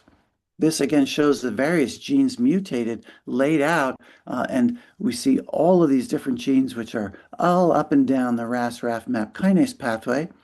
Overall, almost 40% of our mesial temporal lobe epilepsy cases had potentially pathogenic somatic variants, although these mutations are not uncommon in controls as well. About 20% of controls have them. So they are certainly enriched in epilepsy compared to controls, but they occasionally occur in patients that die without a neurological diagnosis. They're enriched at particularly mutational hotspots in genes. PTPN11 is the most commonly mutated gene, and we saw recurrence of specific missense changes that are known to activate the pathway. And then what we found was that, in fact, these RAS-MAP kinase pathways show evidence for positive clonal selection. So we see an overall enrichment of the pathway, but we can test for clonal selection using the same informatic tools that are used to define driver mutations in cancer. That is, those mutations that really drive the growth and progression of cancer. And there are tests called DNDS ratios, which actually identify those mutations that confer a proliferative and survival advantage, and that therefore are likely driving tumors. And we see these same effects for a wide variety of genes in the RAS pathway in mesial temporal sclerosis, where there is no tumor. But there nonetheless appears to be clonal selection within the neuroepithelial progenitors. So I told you we found mutations in almost 40% of cases, but our sensitivity analysis suggests that the burden could be more than double what we actually see. And so it could be that these mutations occur in the majority of cases if we had the sufficient sensitivity to detect them. So we divided our cases based on when they presented with epilepsy and then when they had surgery. And so we had cases that presented early and had surgery early. We had cases that presented early and had surgery late. And then we had cases that presented late and had surgery late. And what we find is that the RAS pathway variants correlate with late age of seizure onset and late age of epilepsy surgery. These are the conventional late onset adult surgical cases. And that there are the ones that are specifically enriched for the RAS-RAF MAP kinase pathway. For the early onset cases, where there's early surgery, there we see some signal for the PI3 kinase mTOR pathway, although we also see RAS-RAF MAP kinase mutations in that. And again, if you look at the age of seizure onset for the different cases that have RAS variants or PI3 kinase variants or the developmental epilepsy variants, you see that consistently the RAS ones are associated with later age of seizure onset, as shown by this red line, and later age of epilepsy surgery. So it's a particular type of patient that's most likely to have an activating RAS mutation in their temporal lobe. So now, what are the origins of these variants? How do they come about? So we can learn a little bit about that by comparing the variant allele frequency in the dentate in the hippocampus to that in the neighboring temporal lobe, which is often, as you know, removed because of the fact that because you have to remove that to get at the medial temporal lobe. And what we find is that these activating RAS MAP kinase variants are almost always exclusive to the hippocampus and absent in the lateral temporal lobe neocortex. Now, if we take the resected hippocampal tissue and we sort different cell types, specifically neurons, oligodendrocytes, and astrocytes, we find that the mutation is typically present in all of these cell types derived from the neural cell line, but again, it's absent in microglia or in vascular cells. And so this suggests that most of these variants occur in neuronal stem cells that are formed after the separation of the hippocampus from the neocortex. So that would occur either during late gestation, or in fact, some of these variants might occur postnatally because, as many of you may know, the dentate gyrus of the hippocampus continues to form neurons for several years postnatally in humans, potentially throughout life. Now, these activating RAS-RAF MAP kinase variants are known to be inherently epileptic to neurons. There's a large body of basic studies that have shown that they change the pattern of firing, and if you put them into the brain of mice, they make those mice intensely epileptic. And so we think that these RAS-RAF MAP kinase variants are inherently epileptic, and their presence in neurons is what is driving the epilepsy. Now, we can also analyze what happens to the temporal lobe in the setting of hippocampal sclerosis. We see in temporal lobe epilepsy overall versus controls, we see a loss of particular cell types, the MGE-derived interneurons, the pyramidal cells, and VIP neurons. But in hippocampal sclerosis, we see a much more dramatic loss of neurons, as you would expect, because there's such extreme neuronal loss, as well as an increase in certain inflammatory cells. And finally, we see upregulation of a variety of developmental pathways, as well as the RAS-RAF MAP kinase pathway in these temporal lobe lesions. And so here's how we think mesial temporal sclerosis may work in the hippocampus. And the important thing is that they're subject to postnatal effects. So the human hippocampus shows neurogenesis after birth, at least for a few years. And this has the potential then to allow life events to modulate the risk of epilepsy. For example, this process of hippocampal neurogenesis is known in animal models to be regulated by physical activity, by seizures, by head trauma, and many other things, some of which are known risk factors for temporal lobe epilepsy. And so here, after a seizure, there's a wave of neurogenesis in the dentate gyrus. After head trauma, there's also a wave of neurogenesis in the dentate gyrus. And we know that, in fact, the mutations, these activating pathway mutations, they actually provide cells with a proliferative and survival advantage, so that if you just take cells in culture and mix mutant and non-mutant cells over several passages, the mutant cells tend to take over. And so we think that many of us may be born with a small clone of activating RAS mutation cells, and that these are inherently epileptic, but that this might be a latent risk that might be present in some normal people, perhaps 20% or so. But then risk factors stimulate proliferation in the dentate gyrus broadly.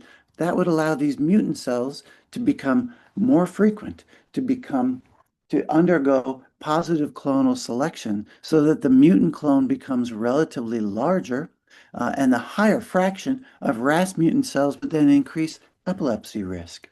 So this model can explain several things. First of all, the predilection of adult epilepsy for the temporal lobe in the first place.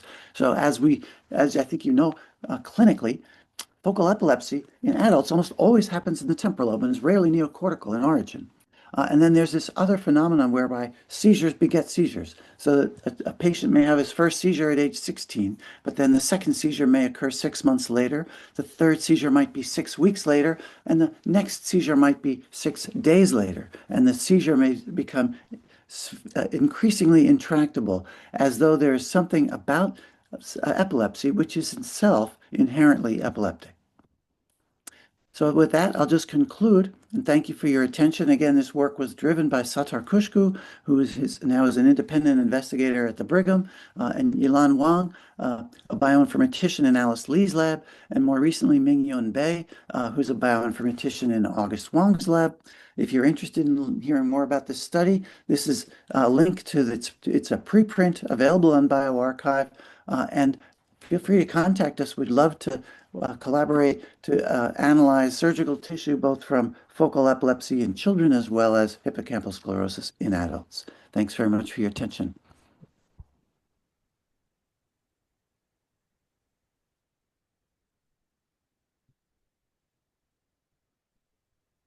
I think Dr. Matthew and Dr. George can make some comments.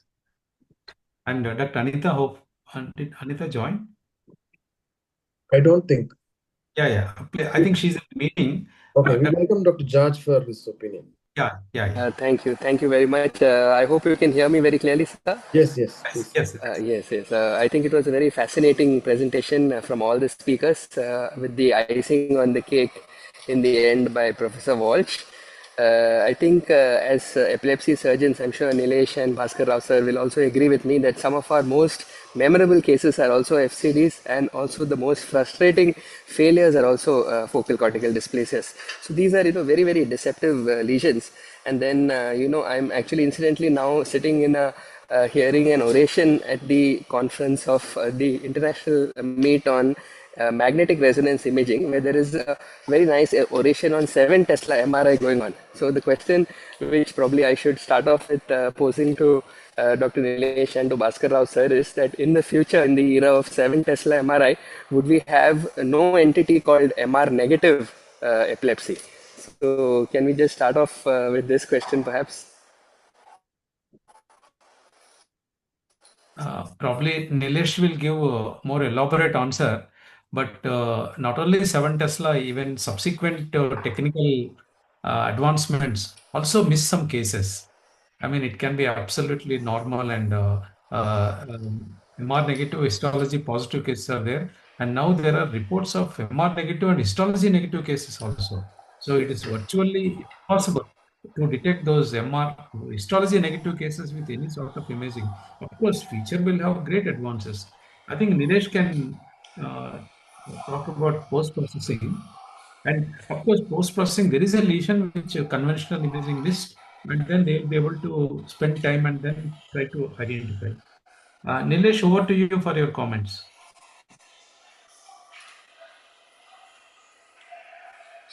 Nilesh, you're muted.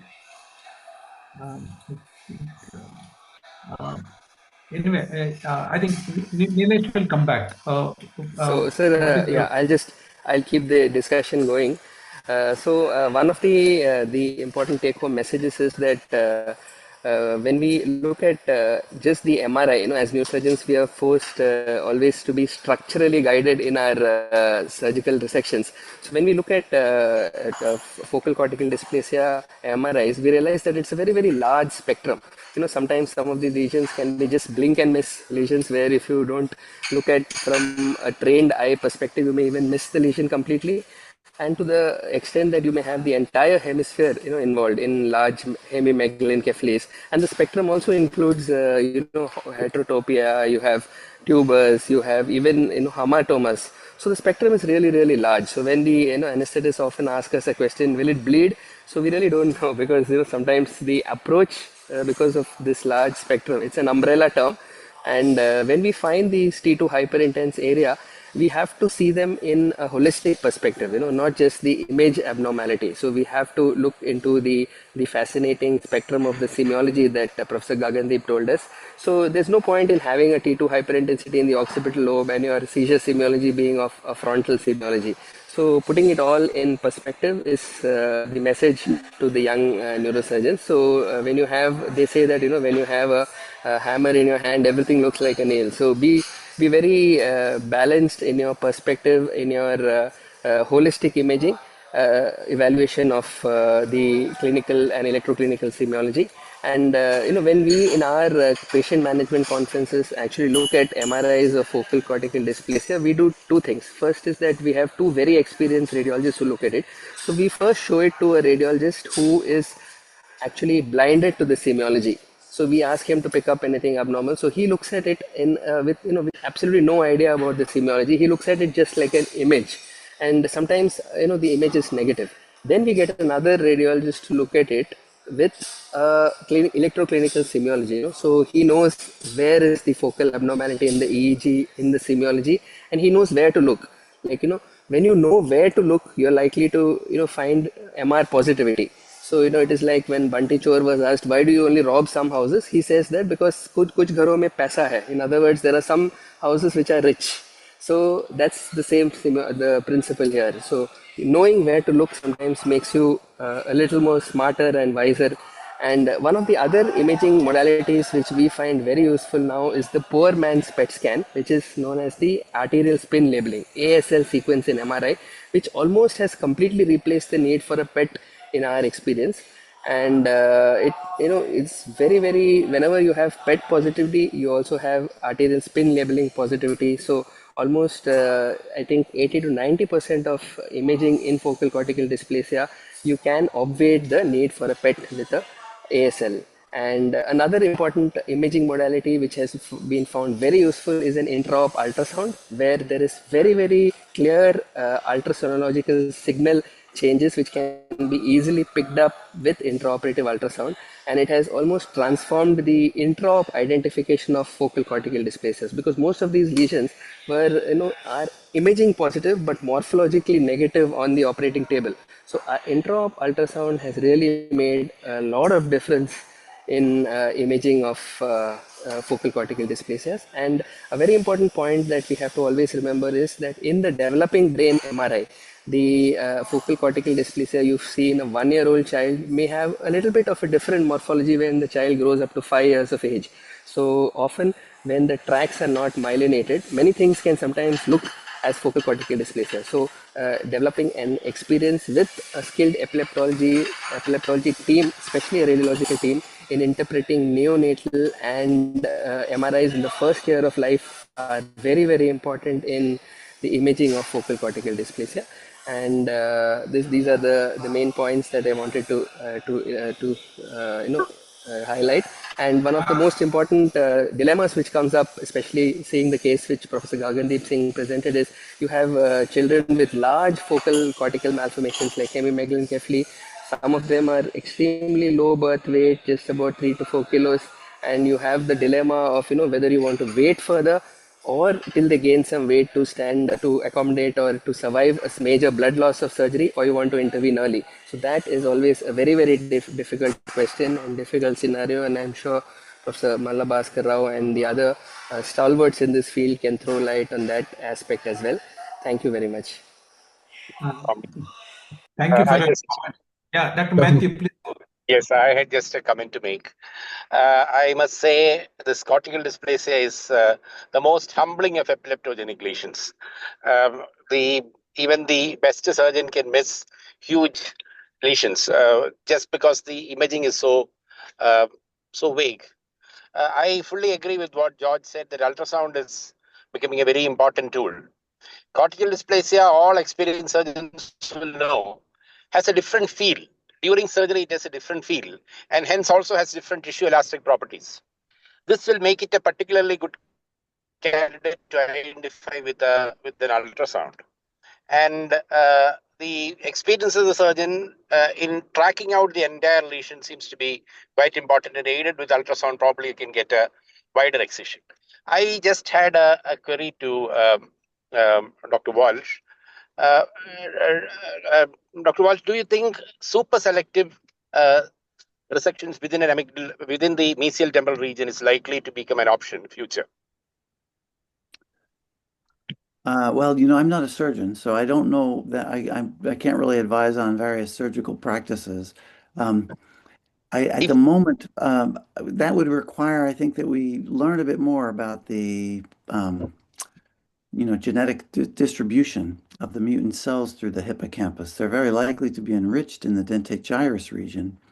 I think that what we see from our data, one of the reasons perhaps why temporal lobe removal is so effective is because in most of the cases we studied, it removes all of the mutant cells, right? The cells carrying the mutation are present in the hippocampus, but absent in the lateral neocortex. I think that's in contrast to the focal cortical dysplasia, where the clonal structure of the neocortex is very different, and there are likely to be mutant cells.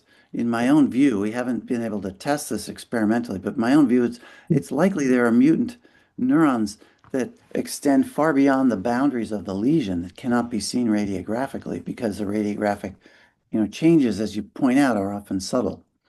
And so I'd like to think, we've done a little bit of experimentation in the case of focal cortical dysplasia using removing DNA from the implanted stereoelectrodes to recover DNA from the depth electrodes and use them to try to genetically map the lesion. So I could imagine that something like that might be possible as we develop depth electrodes that might be better able to allow us also to recover a little bit of DNA from the lesion. We may be able to map the genetics of the lesion, be that in the temporal lobe or perhaps more usefully and importantly in the neocortex. Yeah, Dr. Matthew, can I ask him a related question? Actually, when you said gene mutations are identified only in less than 1% of the cells. So we know that high frequency oscillations are one of the earliest biomarkers. High frequency oscillations electrophysiologically. So these mutant cells must be causing those high frequency oscillations. This is a hypothesis. So in future, it is possible to create thermal lesions, either laser ablation or radio frequency ablation. I think resective surgery will come down significantly. Yeah. What is your? Well, I think that the circuits involved are very complex. Given that focal cortical dysplasia will carry a mutation in only about 1% or 5% of the cells, presumably that means that the mutant cells must recruit genetically wild type cells into abnormal circuits, that can reverberate and that can amplify themselves. And the same might be true in the hippocampus as well. It's also possible that the presence of an extratemporal lesion or the presence of epilepsy arising of extratemporal. I know we're all familiar with the fact that you can sometimes see hippocampal sclerosis in a patient that has a different focus as well, that a hippocampal focus can develop secondarily, and that might represent an effect of the epilepsy essentially generating a second focus in the temporal lobe. If I can just make one comment regarding this ultrasound, there was a lot of discussion. I think intraoperative ultrasound is very good, but one development which is in the beginning is functional ultrasound. Just like we got functional MRI, in functional MRI data is obtained prior to surgery, preoperatively, and we are not able to use the data during surgery, functional MRI bold signal, whereas functional ultrasound after craniotomy, after dura is opened, we from the cortex, using functional ultrasound, we can elicit actually the electrographic spiking areas, not just seeing the morphological area, even electrophysiological, which areas are spiking. It is possible by bold signal of these spiking neurons. I think that is likely to come to clinical practice in the next few years, and that will be very friendly, very user friendly to the surgeons. So we know, like volume, we know by lesion. Similarly, focus volume also can be identified with functional ultrasound in the future. There are some papers are already published in this area. Would you like to make any comment regarding that, or it's out of your area, Dr. Walsh? Is it fMRI? F ultrasound is probably, you may not be dealing with that. That's fine. That's fine. So one question, yeah, regarding this collaboration. All of us have got substantial amount of surgical volume and then specimens. But as per the Government of India regulations, ICMR guidelines, biological tissue samples cannot be exported out of India. So is there anything, we have to find how we can collaborate. Those who are interested can, I mean, you have shared your contact details. Those who are interested can directly contact Professor Walsh and then collaborate. And then we find you would like to expand that area a little bit, how we can collaborate, how you collaborated with international institutions from US. Well, so generally we've done that by receiving tissue. So that does create a hurdle for collaboration because the analysis of the tissue, requires some sort of specialized sequencing methods and so forth. But I guess the logical way to do it would be to identify a wet lab, genetics lab in India that might be able to coordinate efforts where the tissue would not have to leave the country of India, or whether there's any way we could get a waiver from that prohibition on exchanging tissue for the purpose of scientific collaboration. Yeah, sure. I think Dr. George and Dr. Matthew, I think Dr. Anita is not there. She's in a meeting probably. Any further comments? Dr. George, you wanted to clarify regarding something. Can you please repeat if you? I think. What about is? Yes, just another quick point on just that sometimes FCDs are just part of a bigger spectrum of multiple focal cortical malformations. So we need to remember that sometimes when we have many heterotopias or many FCDs in a single patient, we need to find out which of them is the dominant epileptogenic lesion. So sometimes with invasive EEG and other forms of your better identification of the dominant lesion. Sometimes that is very essential. And the second thing we need to remember is that type 3 dysplasias, which are associated with other lesions like hippocampal sclerosis per se, vascular malformations, long-term epilepsy associated tumors, and gliosis. So they might be part of a bigger spectrum. So FCD is just an innocent or rather one of the contributory bystanders in this large spectrum of disease. Thank you. Dr. Matthew, are there any questions in the chat? I think there are some. I can see 3 questions are there. Yes, sir. Any other questions are there from any other participants? I think we are almost coming to our closing time. So there is no other questions. We'll close the session. I think there is. Sorry, Kodeshwar, sorry to interrupt. There's a question on whether the NSI could organize an epilepsy functional neurosurgery workshop. So may I just take a minute to answer that? So the Yes, please. NSI also has a subsidiary in the sense we have a subspecialty society, which is the Indian Epilepsy Society, of which Professor Bhaskar Rao is the president. We also have the Indian Society of Functional Neurosurgery. So both of these societies have been very active in organizing workshops for epilepsy surgeons. So I understand that surgeons are more interested in technique rather than the semiology and the electroclinical aspect of epilepsy surgery. But both of these are well covered in the subspecialty meetings. And I think this year also there are subspecialty conferences where workshops are on the agenda. So I'm sure, Dr. Raghavendra, you'll find an opportunity as the months of the year go by. Thank you. Dr. Gagan, Dr. Nilesh, any comments from you? Closing remarks? No, I just must say that I thoroughly enjoyed all the lectures subsequent to my own. I couldn't enjoy my lecture.